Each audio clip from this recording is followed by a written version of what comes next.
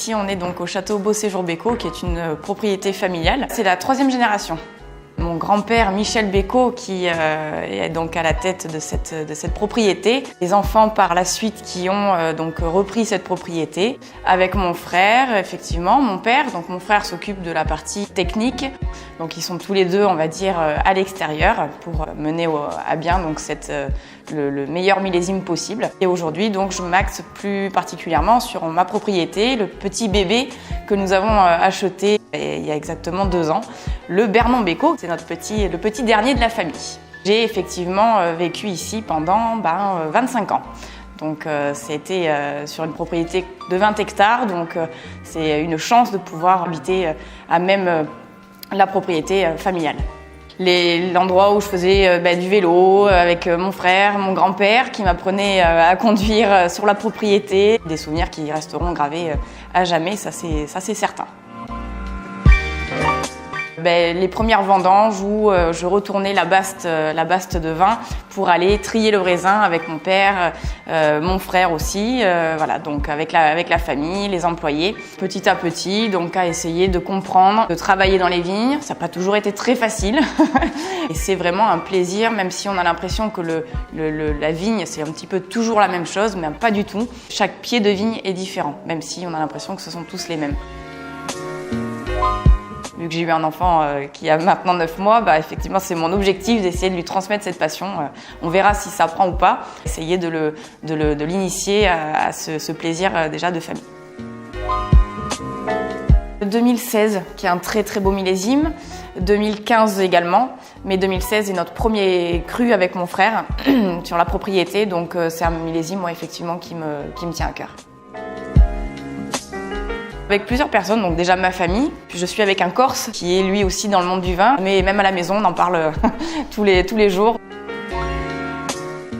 À mon baptême, alors je m'en souviens pas, mais mon père m'avait posé sur la table assise et m'avait fait goûter, avait trempé son doigt dans le verre et m'avait fait goûter le vin pour la première fois. Du coup aujourd'hui j'aime toujours ça.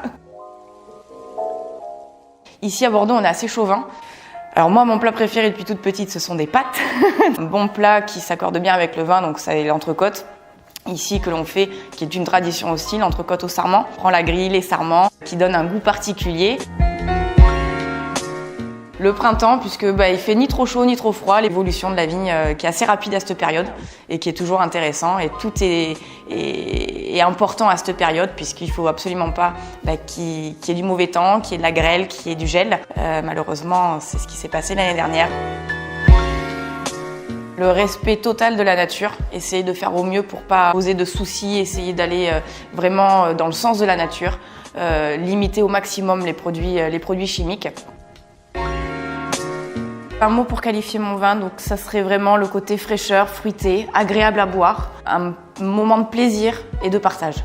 J'apprécie le travail qui est fait derrière une bouteille. Ça peut être une région différente, ça peut être un vin qui va sur une dégustation, qui va m'interpeller. C'est arrivé avec un Côtes-du-Rhône que j'aime beaucoup. On aime bien la tradition, on aime bien reprendre un petit peu ce qu'on nous a appris ici, à la propriété à Beau Séjour, donc que ce soit mon grand-père, mon père, Jean Barrique par exemple, certaines choses qui sont importantes à l'élaboration du vin. Une grosse décision à mon grand-père. J'essaie de voir si, je me pose la question de comment lui aurait pensé à ma place. Mon frère. Mon frère et je mettrai les deux, mon frère et mon père. On est vraiment complices. C'est vraiment une relation qui est importante et qu'on espère garder tout le long de notre carrière. Aimer le vin, pas essayer de changer son vin tous les 4 matins. Passionné. Le mot qui ressortirait le plus, c'est passionné. Contracté. Dans ce monde-là, c'est surtout quand on est directement sur la propriété, quand on doit aller par exemple à la vigne parce qu'il y a besoin d'aide, c'est compliqué d'y aller en mocassin, donc il faut trouver un compromis. La simplicité, les petits moments en famille avec mon fils et mon chéri, donc faire un petit barbecue, retrouver les amis, apprécier les bonnes choses. Son petit luxe, ça peut être tout simplement un bon repas avec les amis, la famille.